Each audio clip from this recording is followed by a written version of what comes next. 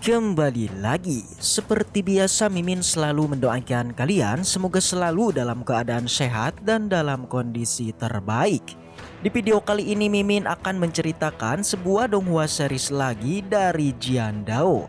Dan bagi kalian yang mungkin baru gabung ya, Mimin saranin untuk nonton bagian sebelumnya dulu. Linknya ada di deskripsi. Tak berlama-lama, langsung aja kita masuk ke isi ceritanya.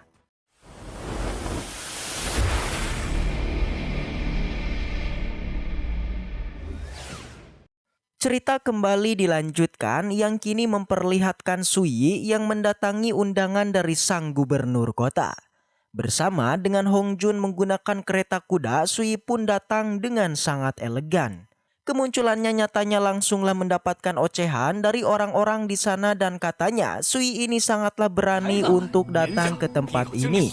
Dikarenakan jikalau dia beneran masuk ke dalam sana, maka keluarga Nian pasti akan membunuhnya.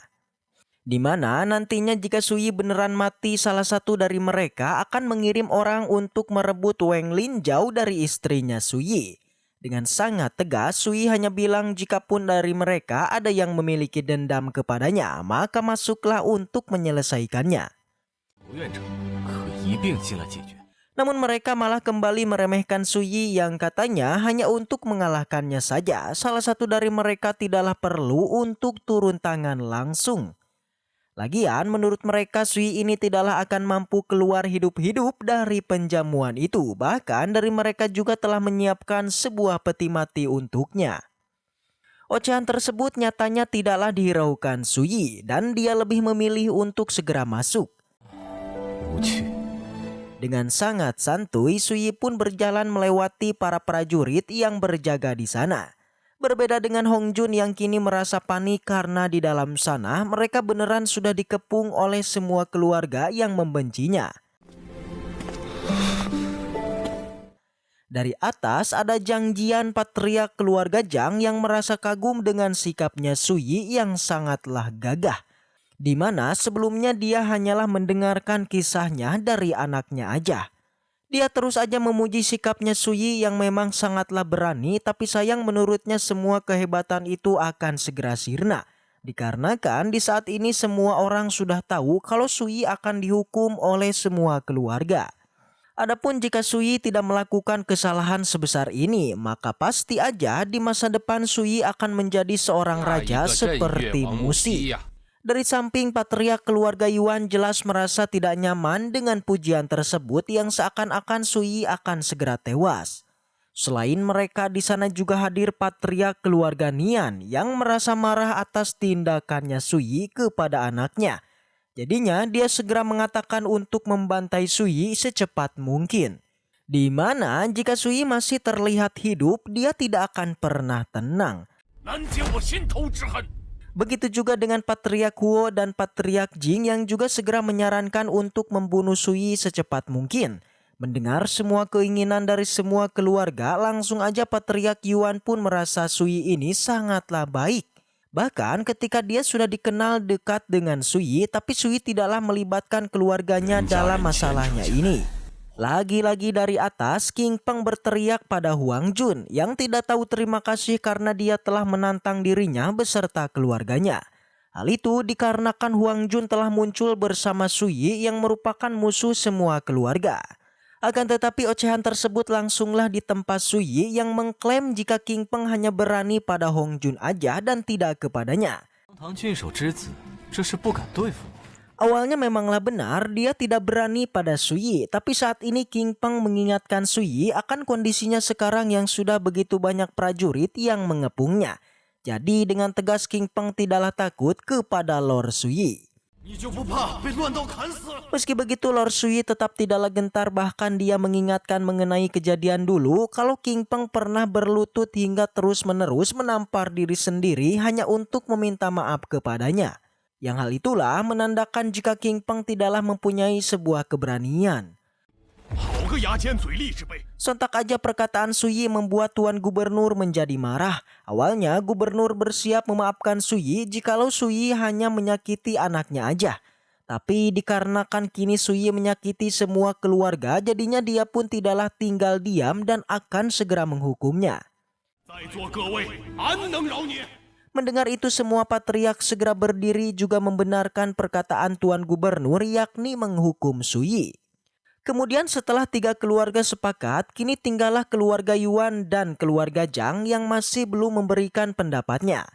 Membuat Tuan Gubernur lantas bertanya pada mereka mengenai apa pendapatnya. Yang sudah jelas keluarga Zhang mengikuti keinginan gubernur, tapi berbeda dengan keluarga Yuan yang kini tidaklah setuju. Sontak dengan begitu Tuan Gubernur menjadi marah dan setelah menghukuman Sui selesai, dirinya akan mengusir keluarga Yuan dari kota Yunhe. Di saat yang sama kemudian datanglah pemimpin pedang Qinghe yang bernama Mu Changtu. Sontak aja semuanya menjadi begitu senang, namun berbeda dengan patriark Yuan yang merasa sangat khawatir. Di sisi lain, di tempat sang pangeran, dia jelas menjadi sangatlah kesal dengan berita mengenai Sui yang kini tengah dalam bahaya. Dia menyesali bibinya yang baru memberitahukannya saat situasi sudah mendesak.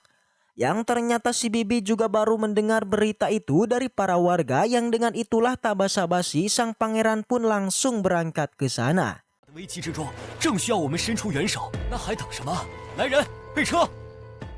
Kembali ke tempat Sui yang kini melihat sosok Mu Changtu yang telah tiba. Segera Tuan Gubernur pun menyambutnya dan terus memujinya. Namun Mu Changtu seperti tidaklah peduli dan kini langsunglah memandang Sui yang menurutnya Sui merupakan pemuda yang luar biasa.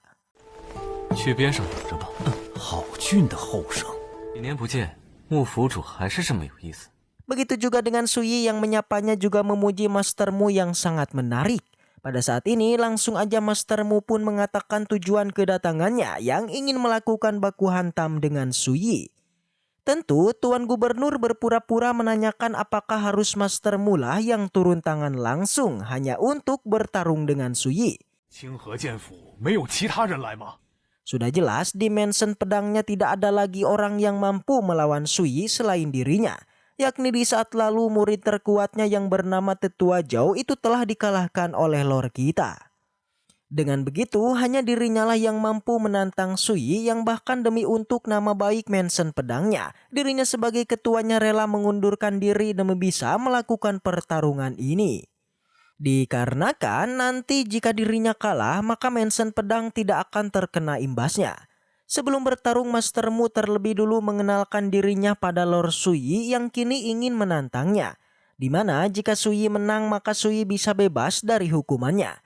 Jelas Patriark Nian menjadi terkejut bahkan ia menyarankan mastermu untuk tidak membuat kesepakatan dan langsung aja membantainya. Namun jelas mastermu tetaplah kekeh bahkan dia sangatlah pede bisa mengalahkan Sui. Alhasil karena seperti itu Tuan Gubernur pun lantas mengizinkannya dan dengan ini pertarungan pun langsung dimulai. Segera baik mastermu dan Sui mereka pun mulai bersiap untuk pertarungan ini. Serangan pertama pun dilancarkan oleh mastermu tapi dengan mudah Sui patahkan.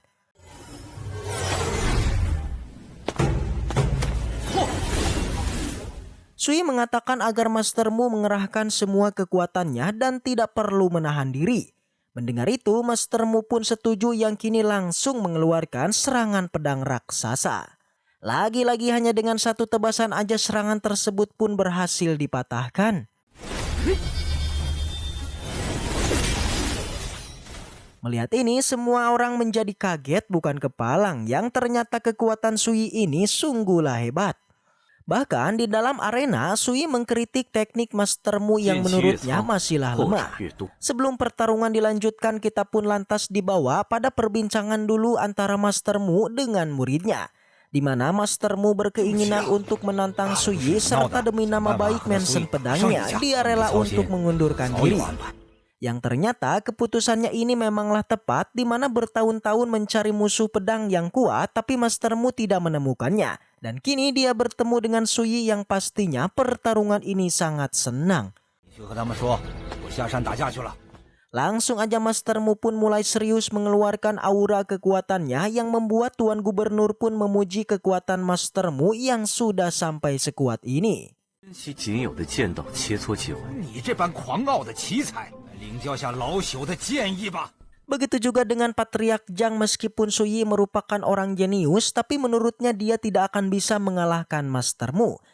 此剑名千仞， Di dalam arena, Master Mu mengeluarkan pedang andalannya yang katanya pedang ini baru lagi dikeluarkan setelah 30 tahun lamanya. Dikatakan pula pedangnya ini sudah menebas musuh sebanyak 63 orang. Mendengar kisah pedangnya, Lord Su Yi tidaklah gentar dan masih seperti biasa terlihat santuy. Sontak Master Mu menjadi kaget, bahkan dia menanyakan kenapa Su Yi tidak mengeluarkan pedangnya. Su Yi pun bilang jika ingin melihat dirinya menggunakan pedang maka Master Mu harus bekerja keras. Dan setelah itu cerita pun bersambung. Baiklah, mungkin segitu aja untuk pembahasan kali ini. Semoga kita selalu diberikan kesehatan untuk mengawal donghua ini. Dan sampai jumpa di video selanjutnya.